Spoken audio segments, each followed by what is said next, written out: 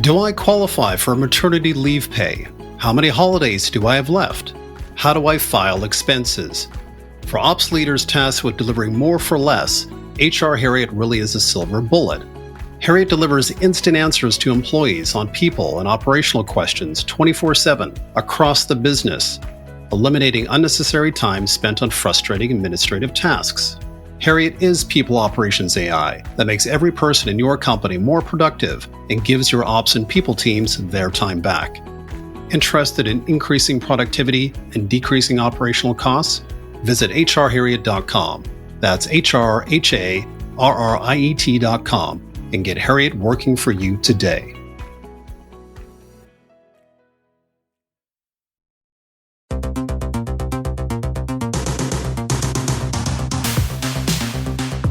Hello and welcome to another episode of The Operations Room, a podcast for COOs. I am Brandon Mensinga, joined by my amazing co-host Bethany Ayers. How are things going, Bethany? Why am I always so surprised? They're going well. I thought rather than a story today, in particular from me, or regular random thoughts, we could talk about the Operations Nation event that we partook in various formats a couple weeks ago in London, because it was pretty good. Fabulous event. I talked to Charlene Chen. She's the co-founder of the Operations Nation conference. But she was saying that the numbers this year had doubled from last year. So obviously the community itself is taking hold, the Operations Nation body, and the conference is obviously gaining traction. So that's fabulous. It was based in London, but there was a global audience. There were loads of people who flew in for it from either Europe or a couple from Africa, which I thought was great to that kind of pull for the event. We ran a roundtable on aha moments. So we talked about performance management, and what was the other one that was like a really big conversation? OKRs, because OKRs don't exist in any format that's helpful for anyone.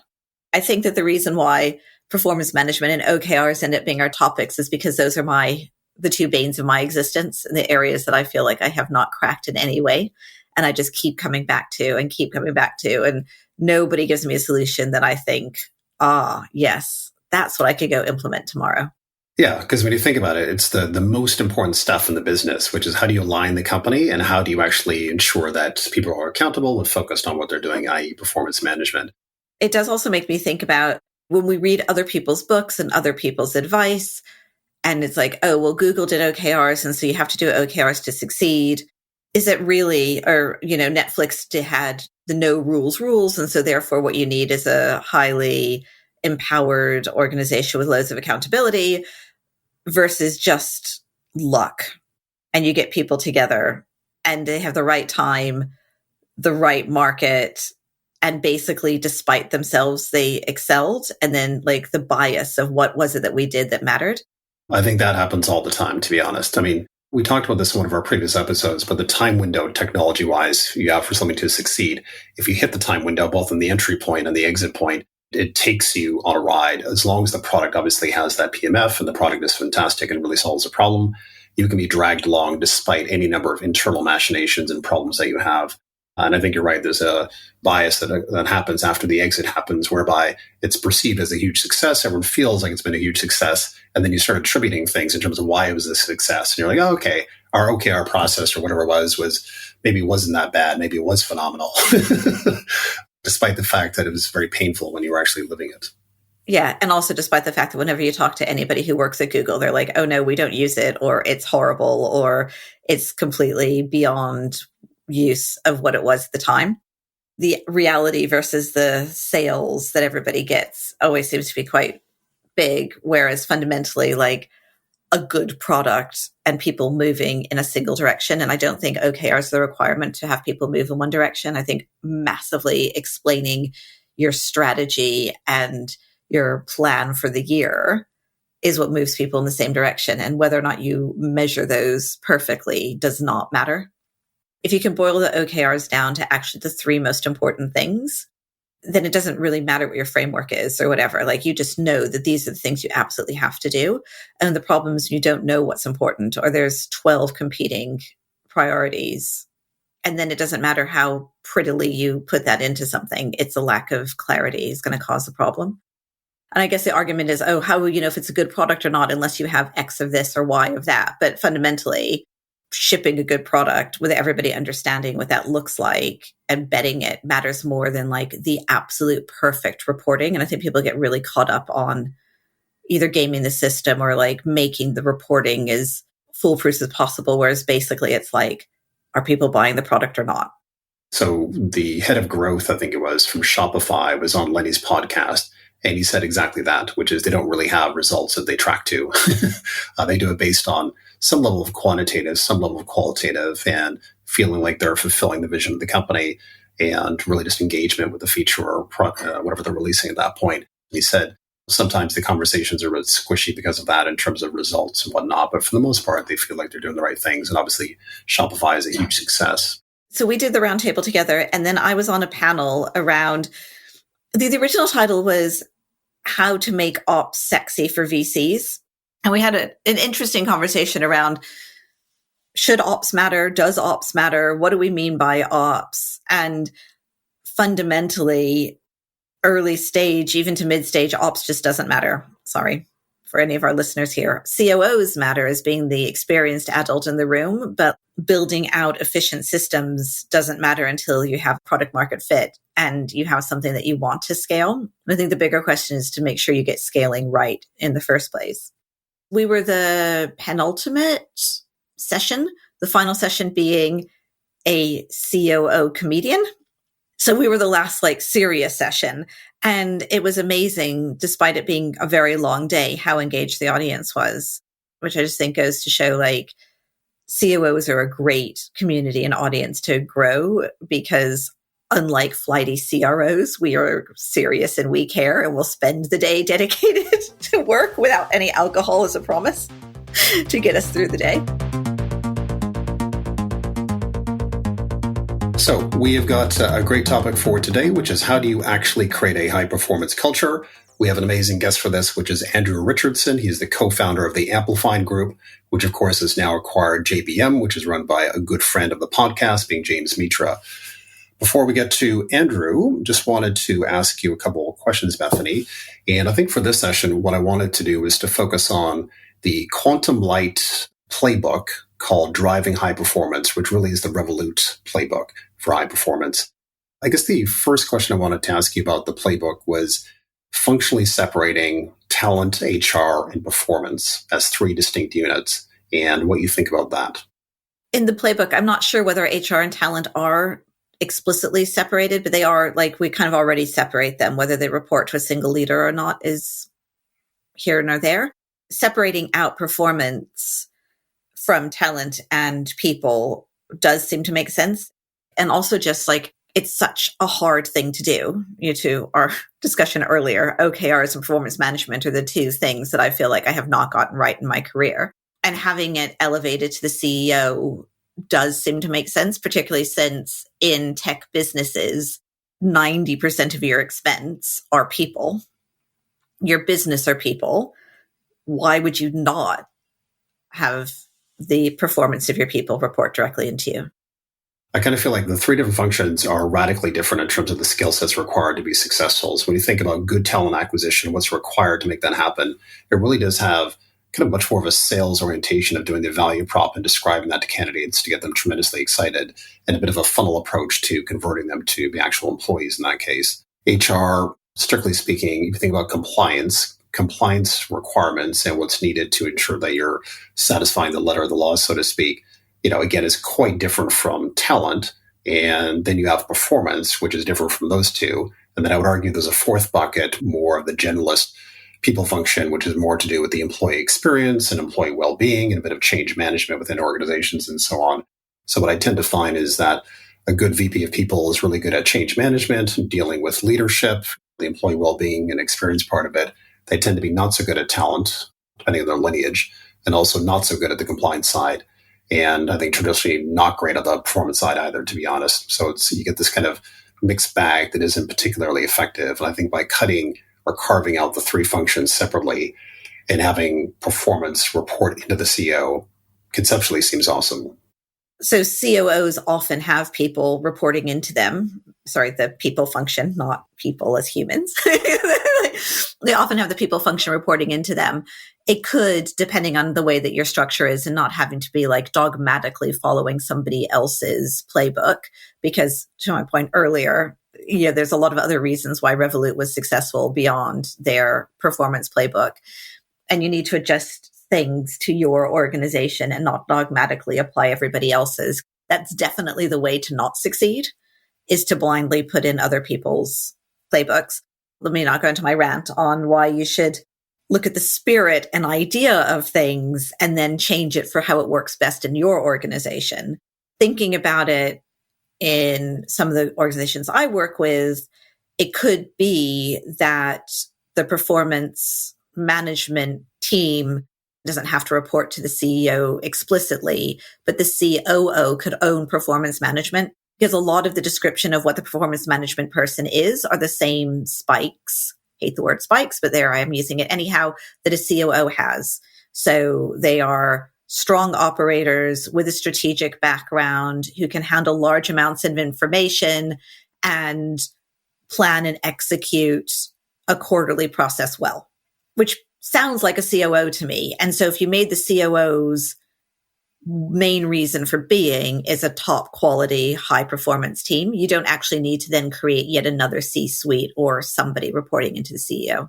In the description of the playbook, it talks about performance being staffed by a smart team of operators, right? So a smart team of operators to run a process, and the process has a system attached to it, which is, what is the framework? What are the cycles that you go through? What's the infrastructure? How do you trigger promotions and terminations? The KPIs associated to it. So it feels like there's a machine there, and having smart operators to operate it, naturally, you would think almost that it reports into the COO instead of the CEO in that case. But also, my argument isn't they report into the COO, but the COO is the high performance person. Up to 100 people, you have one person doing it. And I think the COO could do that for a 100-person company and smaller, because it's not that complicated. And then they have it like with a junior person. I would hold the COO to account to deliver the high performance reporting into the CEO, and not have it be another layer down. So I would still keep that the high performance person reports to the CEO, but I would elevate it to being the COO's responsibility and accountability. And they can maybe have a bit of a team underneath them, but they're not like, oh, well, this is my head of performance, who's one of my 7 direct reports. You might have your performance team who reports into you, but you are the head of performance as part of your COO role. Because if you think about what is a COO's role, it's around being the glue that holds everybody together, building the systems, owning OKRs, and making sure we're all in the same direction. And so adding to that responsibility that everybody in the organization is good at their job almost seems like a natural evolution. For sure. But do you not think it's already been there? Like every company I've ever worked in as the COO, that's always been part of the remit. I've had the people persons report into me over a 7-year period. Within that people person team, we execute performance management, not particularly well, but it was part of my remit. It was part of my ownership, if you want to call that. So the difference between what I've experienced and what you just said is what then? You're held accountable, not your people person. So it's not just responsible, it's accountable. If you have a low performance team, because the problem is it's not a low performance team, it's a good enough team.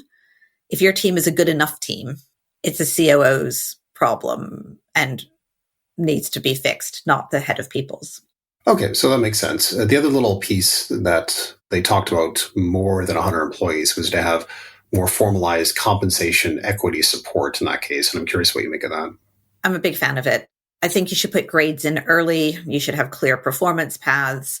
You should have a compensation strategy. Are you a top percentile, mid percentile, low percentile? Does it depend on what the role is? Does it depend on the performers?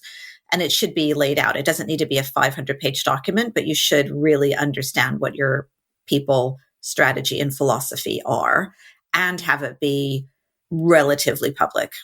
Whether or not you want to be, we're going to pay on the 75th and above percentile for these roles and the 25th percentile on those roles. I don't know if that needs to be transparent, although maybe it does, because when you have somebody who's in like a function that's in the 25%, they just inherently understand that their role is not as valued in the organization as a different role. What I found helpful in this, because they do show you scorecards and the wording, is they're not a lot of words and they're very clear words. And it's not softening. And I think for a lot of a UK audience, it will be uncomfortable to be so explicit. And also, the way that they've done it is there's underperformers, there's average performers, then there's like good and exceptional. And that bar of average, I think for a lot of companies would be their good. And then the good would be exceptional, and then exceptional just doesn't even exist.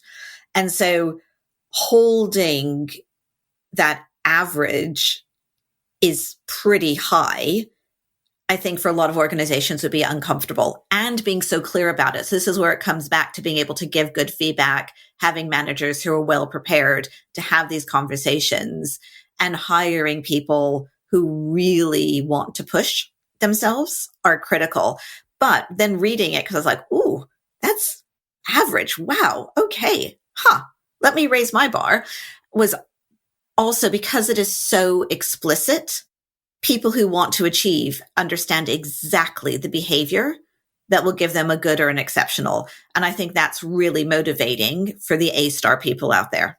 So where I've seen these not go well is it gets fluffy and it gets complicated, and there are too many descriptions and people are trying to capture everything in a description, whereas these ones are like one sentence, maximum 2 sentences, and there is nowhere to hide. I'll read this to you because I really like this as well, which is the scorecard. They need to assess their team's performance by simply thinking about their actions over the past few months and filling in a series of statements with yes or no answers. And those yes or no answers are on a gradient. By the time you go through those questions, you'll get to the point where you start saying that the first time you say no, that's where you stop. You know what I mean? So it's very easy to do mentally in terms of the manager sitting there going, yes, yes, yes, yes, yes, no, boom, it stops. Then you move on to the next one. In particular, what I loved was that there is no 360 reviews, right? 360 reviews, I think, are the biggest joke on the planet, where, you have to sit there, write these crazy paragraphs, recognizing that A, they might be able to identify you as a person. B, you have to write those statements in a way where they're constructed both politically, but also very sensitively. And you have to the level of thought that goes into it is off the charts. Because when I think about the time and effort that I put into that kind of description, the only other time I would do that for a company is either maybe for a board deck or for a board report, and maybe PIP terminations where I have to write paragraphs for that too. Those are the 3 things where it takes me so much time and effort to think about it and write something that's sensible. Yeah. And then also, I just don't think it changes behavior or makes any difference, which was their point as well. 360s are a complete waste of time. And I was thinking about so 360s, I think, are a waste of time for everybody, because also people are just shockingly unself-aware. And so that was my thinking of, even in this process management where it's very clear sentences, is how the people who just don't see it. And I'd be interested if it's because it's so clear, if it makes it easier, or if you actually just end up churning away and out the non-self-reflective people, which also now has just made me think, if I ever start my own company, one of my values might be the ability to be self-reflective and self-knowing, because it's so critical to my humanity, just who I am, is I'm incredibly self-aware, is I struggle with people who do not see it at all, which is also because I was thinking about it in reality, I think one of the major reasons why companies do not roll out performance management well is because you have to have a lot of difficult conversations with people who are not self-aware, and 2, you're going to end up with higher attrition, at least in the beginning, as you're getting rid of people who don't fit, because you've realized that they're not a good culture fit. They're not self-aware. They're not good enough. They don't want to be held to account in this way. And so it's kind of scary, particularly before the tech crash, when it was so hard to hire anybody, the idea of losing a third of your team because you've put in performance management well. But I know the converse argument is, but you need high performers, blah, blah, blah. But that's when you bring the talent people in who are just crying because they can't find people in the first place. You bring up a good point here, because the managers, the senior executives, everyone needs to sharpen their ability to give feedback in a very clear-cut way. And I think all of us, myself included, naturally you shy away from this stuff because it's like it puts you in a position of vulnerability, both for yourself and also for the person that you're speaking to. So inherently you try to avoid it, right?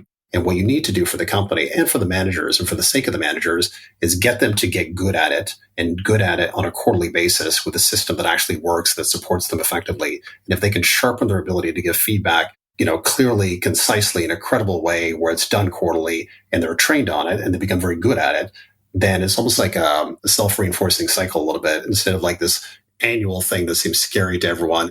And have people who are motivated to get better. And the ones who aren't will self-select out. The question is how many you're going to select out and how many do you have to replace? So why don't we park it here and get on to our conversation with Mr. Andrew Richardson.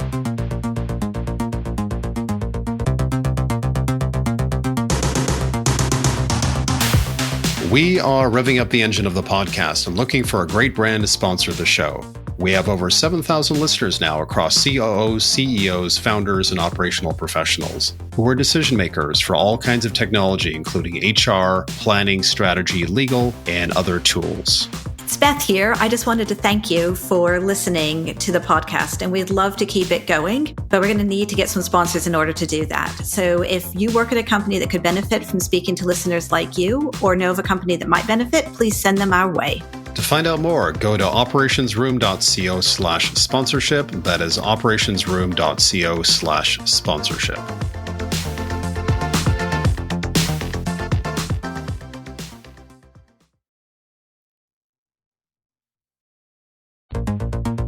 I am delighted to welcome Andrew Richardson to the podcast today. Andrew is going to be part of our ongoing series of Is It All a Load of Bollocks? And today's we're going to be talking about performance management. No, neither did I. That's great. It's right up my street. Well, I'm just thinking we've talked about OKRs. We don't really believe in them. We've what else have we talked about where we just think it's not a lot of the performance management? We're just going to carry on with that one. Jessica Swan, she was good for that because I think she's equally kind of like not negative on it, but doubting the veracity of performance management as a whole. Yeah. So maybe rather than a load of bollocks, we can say, is it all about the emperor's new clothes? Are these all the things, the fads that everybody says they do and nobody does particularly well? So when it comes to high performance culture, in a Series A company, as an example, you've got, let's say, 50, 75 employees. What are the three things that company should do in relation to a high performance culture? What is the answer? What are those three things that you should do to make that happen? There's a lot of dependencies on the type of business you're building, right? But let's say you're a SaaS business, Series A, and you need to kind of grow 3x 18 months. Otherwise, raising Series B is going to be really difficult. Results are obviously incredibly important when it comes to building a SaaS business post-Series A. And actually, nothing is probably more important than the results, as in the financial results of that business. Because if you don't hit those results, you'd go away. So if I say one is relentless focus on outputs if you're a Series A SaaS business, I think two is a culture of challenge, low fear, feedback. If I look at the reading I've done and the people I've met from Meta, Google, and other just really high performing businesses, the extreme level of challenge you're able to do in your business, the extreme level of like feedback that you're able to give in there's nothing quite like it. It's a raw expectation of you in that environment. Nothing goes unsaid. The output of that behavior is huge. The third bit around a kind of culture hub is likely to be ownership. If you can create high ownership in the things that people are doing every day, it's more likely to succeed. So whether that's product management, engineering, or a sales target or whatever, if someone has complete ownership over doing that, they're more likely to be motivated to achieve it. They're more likely to jump over hurdles. They're more likely to come up with complex problem-solving dynamics. They're more likely to go the extra mile if they feel like they own it. So I would say those three things. So for me, the question, of course, is what do you mean by ownership? What's the definition? And what do leaders do in order to give people ownership? I typically find you get these two types of leaders. You get people who are like, there you go, it's yours, crack on, do it, you'll be fine. You get that leader.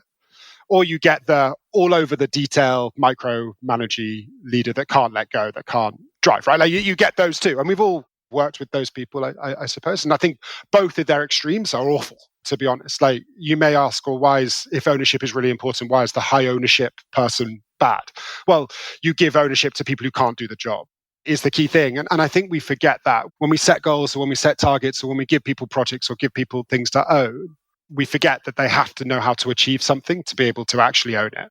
So controlled ownership is allowing them to set goals that are aligned to a mission or purpose or a strategic vision that you've set. So the ownership of a goal is really, really important. The ownership of how they're going to do that. But the most important thing is they can define and they can articulate how they're going to achieve something and then go on and do it. So I think it's the ownership over the goal or the target, ownership over how.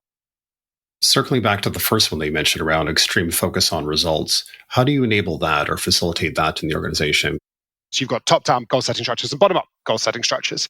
One is actually setting the high-achieving goal and what actually high achievement is. And most leaders don't actually do that very well. They don't really understand what a company is capable of.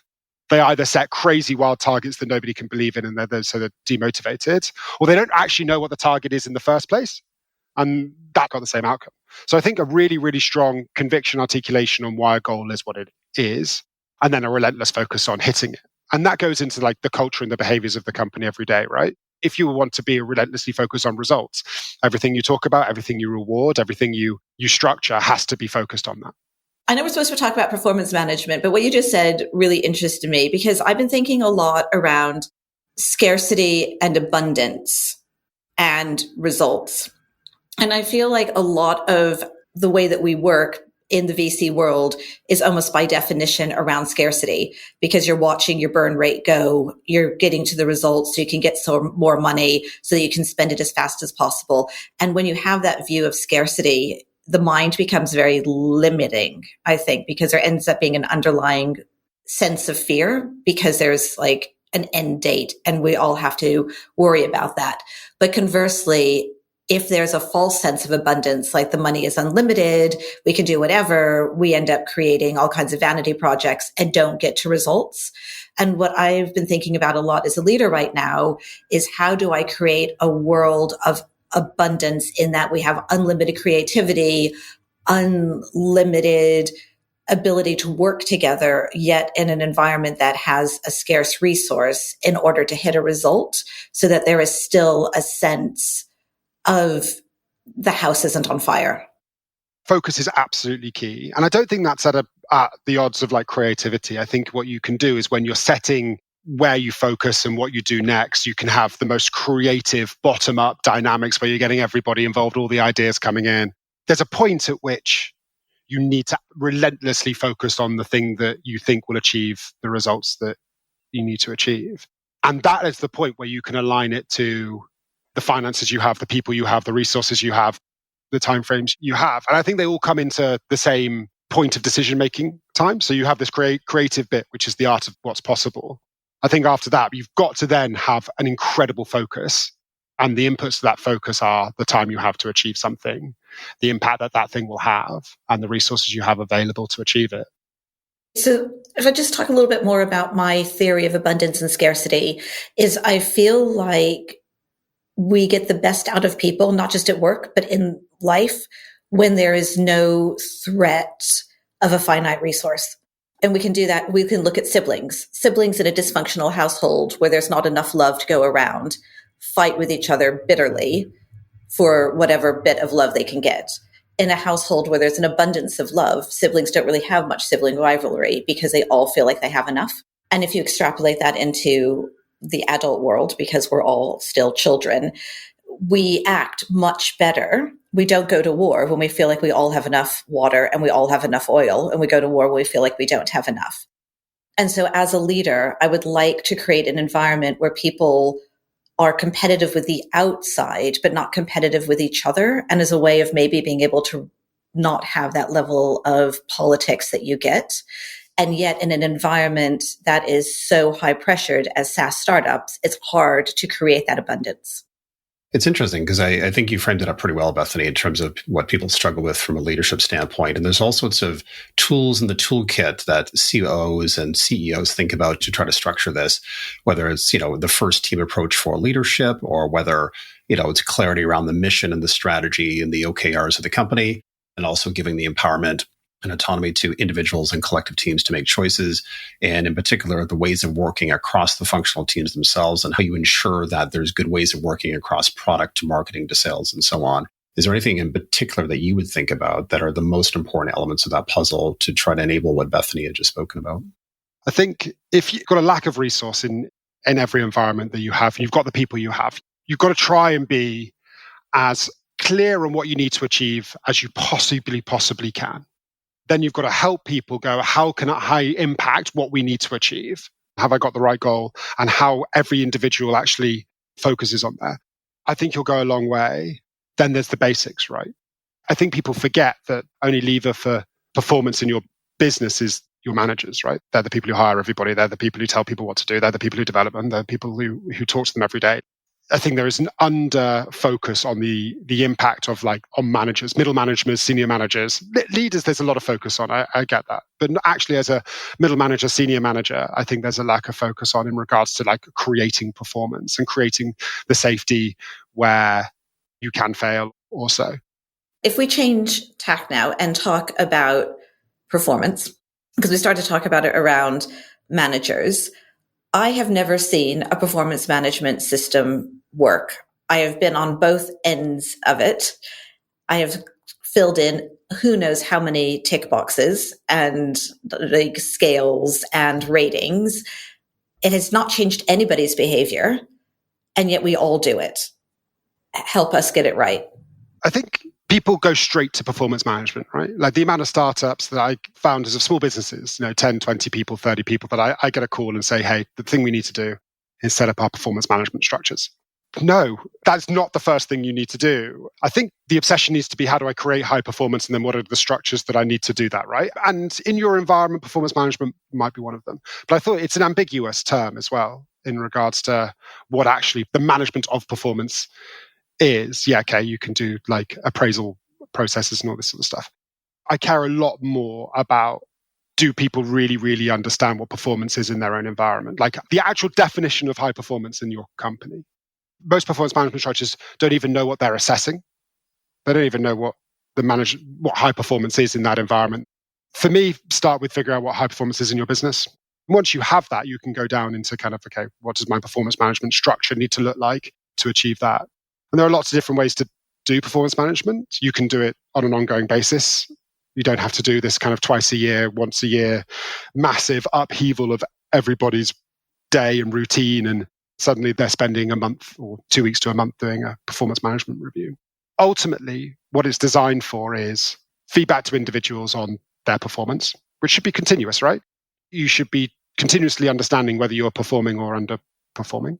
Focusing managers on continuously understanding where the performance of an individual is really beneficial for the development of that manager.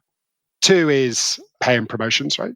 There's a lot of debate around whether to tie it in to performance reviews or not. Ultimately, pay and promotions is aligned to performance. And I think those are the 2 things for me that I think that you can just, if you separate it from performance management, get away from it. Or, okay, do I have a continuous understanding of what performance is? And then when someone hits a point where they should be promoted, they get promoted. And you don't have to have a system for performance management, an appraisal system to do that. Although you do need some level of clarity of what's required to be promoted, because otherwise all of the bias and the relationships come into play and people can start to feel that it's quite unfair. I just think about my earlier career where things were not as transparent as they are now. And it was a lot around who's in the golf course. And I think it's important to make sure that that does not creep back in. For me, the guideline that I often use, because I'm also on a couple boards and doing advisory work, is when you're pre-post Series A, you do not have the luxury of hand-holding your new employees or your new team members. And also, I do also feel like while we were in this mad cash was free, grow at all cost, and the employees were powerful, we became way too paternalistic and held everybody's hand. And it was our responsibility to make sure that everything was perfect for people. I think it felt like a lot of people did not have ownership or did not feel like they should have ownership, and everything was handed to them. And we're now in a different environment where employees have more power, but also cash is not as free as it once was. But leaders are still over owning their responsibilities. And when you hire somebody in a Series A, that person you need to be able to give them clarity. What's their role? What's the goal? And then they should be creating the rest of it, really, rather than going, oh, well, you didn't give me a 100% clear job description. I didn't have an onboarding for 3 months that gave me every tool that I needed. Those people are appropriate when you're in a later stage of scale, but you should hire people who within the first week, you're like, oh my God, I have so much more time to think of the next thing because this person is totally owning it. And for me, that's what impact is. I think it's a societal problem, actually, around ownership. I think we've got into a place where we don't take responsibility for our own feelings, our own output, our own action. You've got to hire people at the stage that can own the thing that they need to own very quickly. You have an onboarding process and you have a probationary period pretty much to find out whether that person can own that thing. Can they do that job? And I suppose there's two elements to the pie. Like one is, I think when you hire somebody within your team as a manager, and this idea of are they picking things up and are they owning their space and creating a positive ripple effect across the team? Usually I always get a feel for this, and you see it in their work and you can see it within the team. And I don't need tables and tick boxes to understand that for the most part if I'm the direct manager in this case. And the other bit is more of the accountability, straight up continuous feedback every single week where you're getting into a session where what's gone well, what's not gone well, that type of thing. And I think that accountability and that continuous feedback cycle on a weekly basis, this is where most of the companies that I've worked with in the past, that's where they fall down. If you wanted to structure that correctly for a Series A company, for line managers to do that effectively, what would you recommend in that space? Let's assume that you've defined high performance in your environment really well. Like you've just got that definition and that's what everybody speaks about. What you can do then at that point, all the feedback you can give can be aligned to the definition of high performance in your environment. So when you sit down, and I don't think you need to be, it can be pretty relentless if you're giving someone performance feedback every week. I wouldn't suggest doing that. Just to take a step back on the psychology of it all. Every behavior that we have is formed by a positive feedback loop at some point in our life, right? So continuous positive feedback loops define a behavior, whether that behavior is, okay, quote unquote, good or bad. So when you see a great behavior in your environment, you should be creating a positive feedback loop where that person is being told that is a great behavior or that is a great result or that is great impact. And they need to be reconfirmed by the manager consistently. So they continually do that. And I think that's one thing that we don't quite realize. And on the adverse, if there's an underperforming behavior or underperforming result, that person needs to be told really quickly. And the problem with performance management is you can wait 6 months before you're doing that, especially if you're a manager that's underconfident in giving feedback. I really like this idea of going, okay, like this is our definition of performance. I'm going to give you positive feedback when I see behaviors and results aligned to that. And I'm going to give you constructive feedback when it's not. Getting managers to do that consistently, actually taking the performance management structure away, means that they have to do it consistently, or they have to do it all the time. And love questions in surveys and things like that around, do you know what you need to do to be successful? Gallup 12 is a really interesting study done over 15 years around individual high performance. And the first step on that ladder they came up with over 50 years of research was they need to know what they need to do to be successful every day. If you don't have that in your business, if you haven't got no hope in being impactful or success or high performing or successful in that environment. So coming back to the point around, if you did just take performance management structure away, you would create this environment where managers have to give feedback more regularly on high performance and low performance. And I think ultimately that would have better results. I think where people and HR clash or come to attention is it's great to do continual assessment or, feedback. That's definitely my management style. But then how much of it needs to be documented? So we have like a constant thing around, are the one-to-ones being documented? Has the feedback been documented? And quite frankly, if I have to document everything, it ends up being an inhibitor for me giving feedback. So basically I give feedback, but never remember to document it. And then who knows, maybe I'm going to get sued. So how important is the documentation as part of this process? We're bad at remembering everything, right? Like we're not great at remembering feedback. We're not great at remembering goals that we've set or whatever. But ultimately, documentation at a performance level, it's just important to be able to provide clarity on the feedback that you've given. And it doesn't have to be war and peace, right? Like it's like bullet pointed, this is the feedback and this is the impact, and it's fine. Move on from that. But you've got to be able to look back in a certain time period and go, look, I gave you this feedback. Even if you take away the performance management side, take away the kind of employment law side, which is, this is the feedback I gave you 2 months ago. I've either seen an amazing change, well done, because it just solidifies the change, or you've got, I haven't seen a change. We've not, what's gone wrong? Let's talk about it. It allows you to have those sorts of conversations a little bit more easily, I think. Yeah, and then there's obviously the employment law side, which is different in every country, and you've got to follow the rules. It was obviously not the answer I wanted, but fine, I'll get documenting. One question I have is around the defining performance, or what high performance looks like. Is that the same as defining the values and then using the values as the framework to define it? Or is it like a sentence that is what high performance is and is separate to values? I think separate but aligned, if that makes sense. It's a separate conversation, but they're very much aligned. Basically, there's kind of 3 ways of defining performance. You can go, I'm results focused, and the only thing I care about is results. I'm inputs focused, so 100% almost behaviours.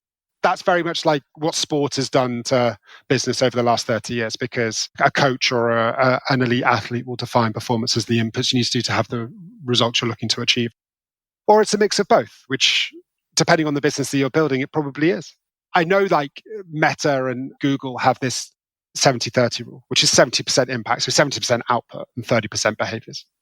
They may not define that on a piece of paper, but in one-to-one conversations, that is what they talk about. Now, you look at Revolut, that's probably 90-10, 90% results, 10% behaviors, but then there's obviously a lot of chat about the culture that is created.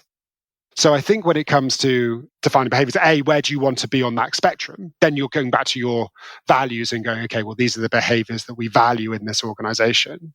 Actually, a lot of co-founders that I meet early on, I get them to have this conversation right at the beginning. Like, what is high performance for you? Because if someone's like way over here on results and someone's way over here on kind of inputs, actually, that's the biggest clash as aligning on what the mission is of the company. We've had a very wide-ranging conversation today. If our listeners can only remember one thing or take one thing away from the conversation, what would it be? I think really spend the time to define what high performance is in your environment. Like, I just don't think that conversation happens very often. Are we results focused? Are we input focused? Are we values focused? Whatever. And are we aligned on that? Well, never, because I'd never heard of the concept until today. So I'm like, ooh, that's really good. Results versus behaviors. I'm going to go away and think about it. But yeah.